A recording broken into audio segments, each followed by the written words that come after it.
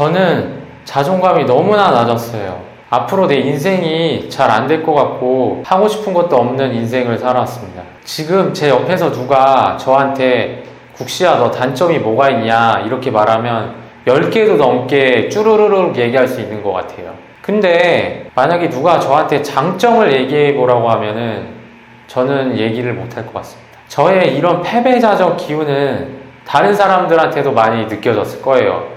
제가 근 4년간 이런 감정을 갖고 있었는데 이때 친구들을 만나면 하나같이 그런 소리를 하더라고요. 결국 이거는 자존감이 낮아졌다는 신호인 것 같아요.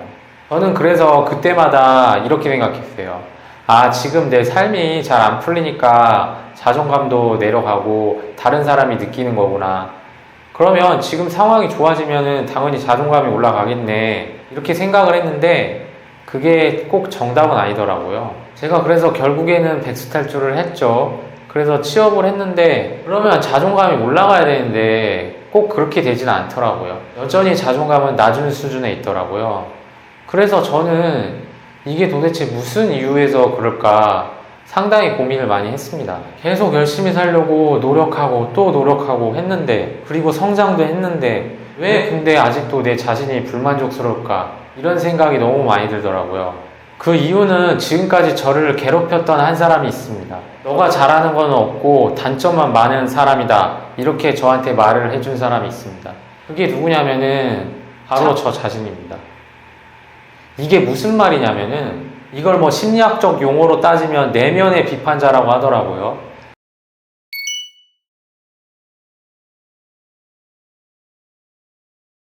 그러니까 제 자아가 두 개인 거죠. 현실 속의 나와 내 마음 속에 자리 잡은 내면의 비판자, 이 두 명의 내가 공존을 하게 되는 거죠. 지금 생각해보니까 이 내면의 비판자는 상당히 비현실적인 존재인 것 같더라고요. 뭐든지 잘해야 되고 실수는 용납할 수 없고 내가 가진 아주 사소한 장점은 그냥 무시해버리고 이거는 장점도 아니라고 막 말을 하는 거죠. 그러다 보니까 성취를 했어도 만족을 할 수 없는 그런 순간에 도달하게 된 겁니다. 계속 내 내면 속에 나를 계속 비판을 하는 거죠. 왜 이거밖에 못하냐고. 이게 과연 네가 잘한다고 생각하냐고. 그러다 보니까 내가 진짜 성취를 했어도 만족을 못하는 거죠. 그에 반해 실수는 엄청나게 크게 반응하게 되는 거예요. 너 그거밖에 못하는 애였어? 그러니까 사람들이 너한테 장점을 말해봐 하면 아무 말도 못하는 거예요. 저도 그래서 진짜 한번 곰곰이 생각을 해봤어요. 제가 진짜 장점이라고 하나도 없는 사람인지, 이게 아니라면 내가 혹시 뭔가 잘못 생각하고 있는 게 아닐까? 이런 생각이 조금 들더라고요. 만약 그게 맞다면 혹시 다른 사람이 저한테 저의 장점을 말해준 적은 있나 하고 생각을 해봤는데 있더라고요. 대학 시절을 떠올려 보면은 제 교수님께서 저한테 좀 칭찬을 했던 것 같아요. 국시 같은 경우에는 참 창의력이 좋은 학생인 것 같다. 이거를 잘 개발하면 참 좋을 것 같다. 이렇게 말씀을 해주셨어요. 근데 저는 역시 그때 제 내면의 비판자가 이거를 용납을 못 하더라고요. 용납을. 국시야, 교수님이 말해준 너의 장점은 장점이 아니야. 그 정도 창의력 갖다가 창의력 높다고 할 수가 없어. 정말 창의력 높은 사람들 못 봤냐? 너는 그 정도에 도달하지 못했어. 그러니까 교수님이 말한 그 창의력이라는 거는 너의 장점이 아니야. 너는 부족한 사람이야. 이렇게 제 스스로한테 얘기를 한 겁니다. 저는 누가 저에게 장점을 얘기해 줬어도 저는 그거를 용납을 못했어요.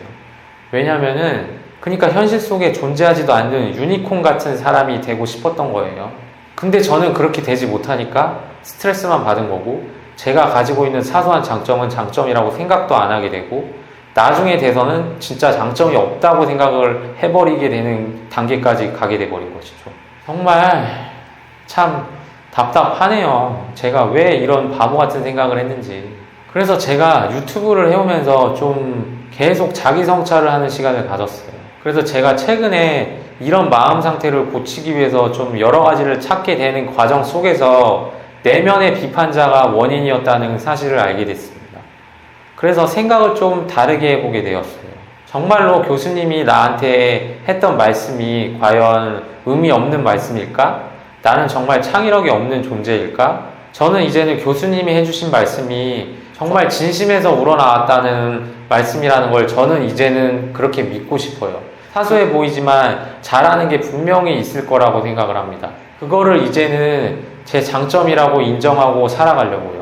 그렇게 해서 점점 보완하면서 제가 원하는 수준까지 도달을 하면 되는 거잖아요. 근데 왜 이렇게 계속 채찍질만 했는지 제 자신이 안타깝네요. 그렇게 하나하나 별거 아닌 장점들도 모아 담아서 개선을 하고 또 제가 가진 단점들을 버리거나 개선했다면 훨씬 더 제 인생이 좋아지지 않았을까 이런 생각이 드는 하루네요. 그래서 저는 오늘 이 영상이 끝나자마자 제 장점들을 하나씩 찾아보려고 해요. 정말 별게 아니라도 말이죠. 여러분들 중에 혹시 장점은 진짜 하나도 생각이 안 나는데 단점은 쭈루루루 이렇게 나열할 수 있으신 분들이 혹시 계신가요? 그런 분들이 계신다면 저처럼 내면의 비판자로부터 조금 자유로워져서 오늘부터라도 정말로 사소하지만 자신이 가지고 있는 장점을 하나 둘씩 찾아보는 게 어떨까요? 분명히 엄청난 잠재력이 있을 거라고 생각을 합니다. 저도 이제 장점을 찾으러 한번 가볼게요. 여러분 안녕.